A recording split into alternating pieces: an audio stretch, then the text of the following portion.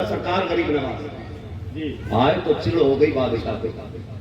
اس نے کوشش کی، یہاں سے اٹھایا وہاں سے اٹھایا یہاں تک کہ پانی بند کر دیا. لوگ کہتے ہیں کہ حضور کملی میں کیسے چھپائیں گے، اتنے لوگ اتنی چھوٹی چادر. میں نے کہا ہوش میں رہے، اگر غریب نواز کے پیالے میں پورا سنا ساگر آ سکتا ہے تو حضور کے دامن میں پوری امت کیوں نہیں آ سکتی ہے؟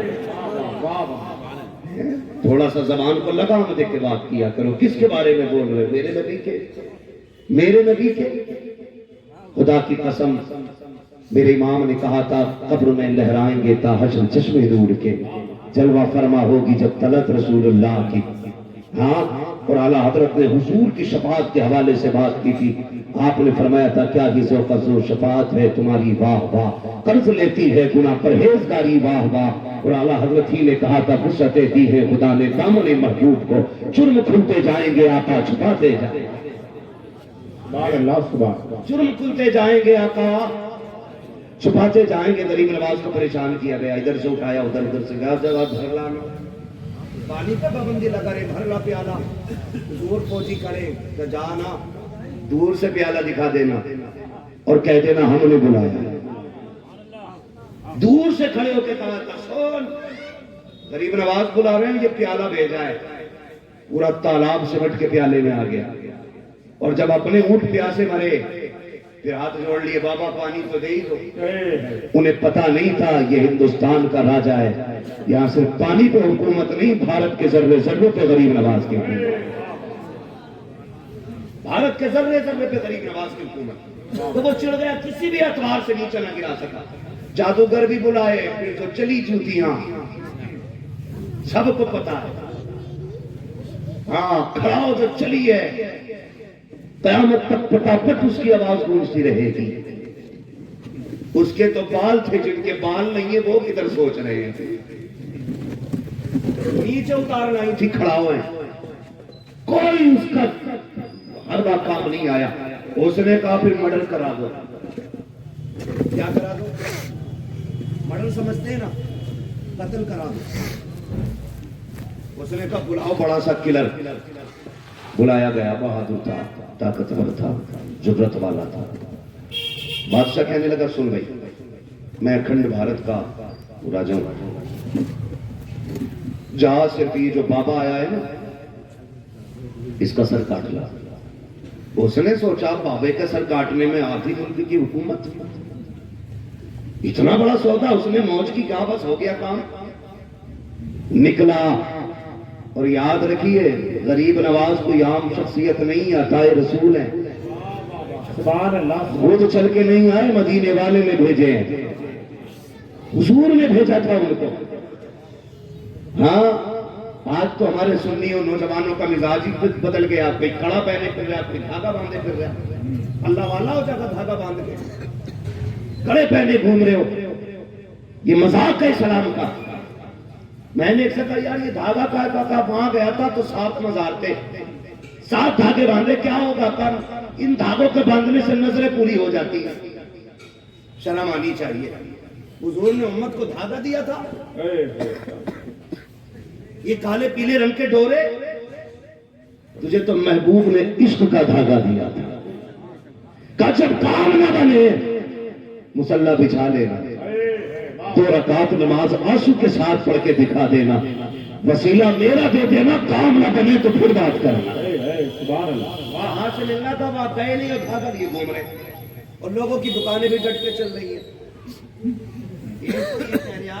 پورے 72 مزار نکالوں گا اپنے کھیت میں اور نکال لیے اتنے جناب، نام نہیں بتاؤں گا، سارے لوگ جانتے ہوں گے لگ بھگ. اور قوم اتنی اندھی ہو گئی یہ منہ اٹھائے چلے جا رہے ہیں. 72 قبریں کا میرے یہاں پہ 72 ولی لیٹے. شرم کر. تیرا ہی کھیت ملا تھا 72 کو آنے. کیا ہو گیا ہمیں یار؟ کیا ہو گیا؟ جتنا ننگا دیکھا اس کے پیچھے گر گئے. کہ نمبر بھی دیکھا جا، پتا بھی بتا. اگلے دن فون کر کے کہہ رہے بابا سٹے پہ کون سا نمبر لگا تھا. یہ ہمارے حالات ہے. بھائی امام احمد رضا کو اپنے ایمان کو سمجھیے اور اپنے عقیدے سنبھالیے. امام احمد رضا کی اپنی گلی ہے, کھڑے دیکھیں عقیدوں کی حفاظت کیسے کی امام احمد رضا نے. بہت غور سے سنیے, عقیدوں کی حفاظت دیکھیں امام احمد رضا نے کیسے کی. آج لوگ ذرا سی بات پہ کوئی کہہ دے دے ورنہ کلیجہ پھاڑ دوں گا, تو ڈر کے مارے سب کچھ دے دیتا ہے. کیوں؟ اس کے باپ کا راج چل رہا ہے, اس نے پیدا کیا, ہمیں جو مار دے گا. یہ ہوتا کون ہے ہمارا تختہ پلٹنے والا, ہمیں بچانے والا اجمیر میں بھی بیٹھا ہے, بغداد میں بھی ہے. لاوارث سمجھ رکھا ہے ہمیں, زندہ باد. ہم لوگ اندھے ہو جاتے, کہتے بہت پہنچا ہوا بابا ہے, ایک ٹائم وضو نہیں کرتا, بہت پہنچا ہوا.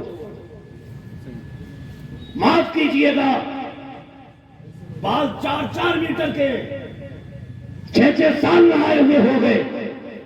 ہمیں اعتقاد لگائے گئے تھے, میرے نبی نے کہا تھا کہ صفائی ایمان کا آدھا حصہ ہوتی ہے.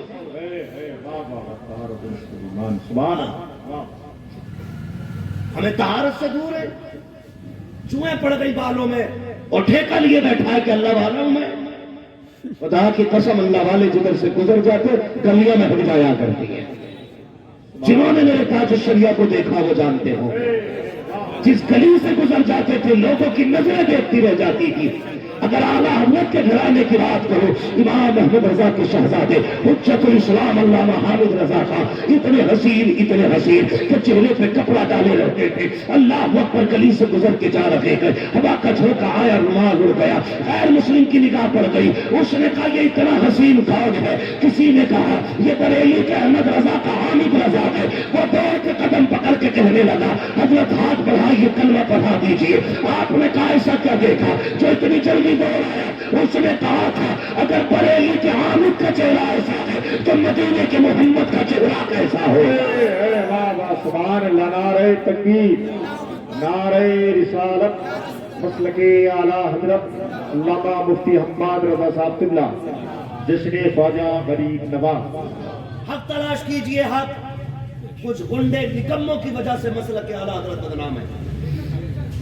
ہاں, کچھ ڈھلوے کی وجہ سے مسلک اعلیٰ حضرت پہ لوگ انگلیاں اٹھا رہے ہیں. ایک ٹائم مسجد میں نہیں جاتا, اندر سو رہا 12 گھنٹے سے, مرید باہر کھڑا ہے. کہتے رہے حضور نے نماز نہیں پڑھی, کہہ رہا میرا حضور تو مدینے میں پڑھ کے آتا ہے. کھانا کہاں کھاتا ہے؟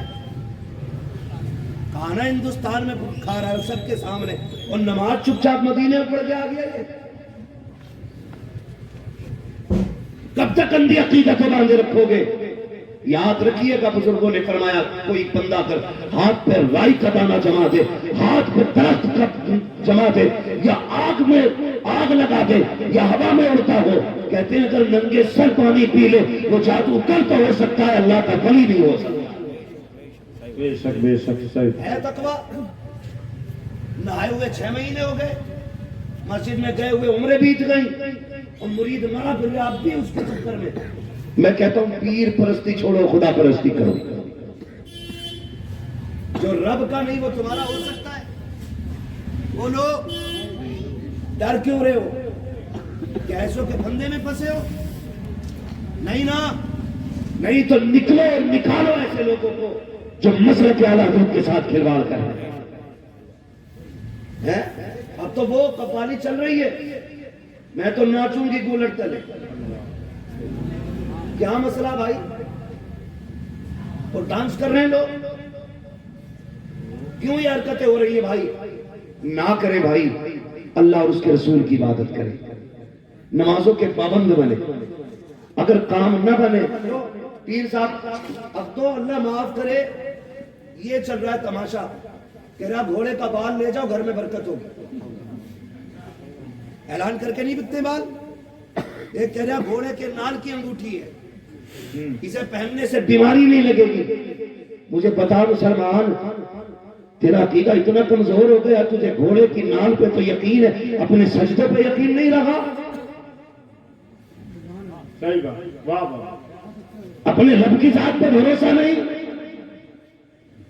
گھوڑے کے بال پٹھیاں میں لا کے رکھ لے گا, اپنے گھر میں قرآن لا کے نہیں رکھ سکتا. اتنے کمزور عقیدے ہو گئے ہمارے. یار اللہ اور اس کے رسول سے محبت کرو. بڑے بریلی کے امام احمد رضا کو تاریخ اٹھا کر کے دیکھو, آیا تھا ایک فقیر مانگنے کے لیے امام احمد رضا کے محلے میں.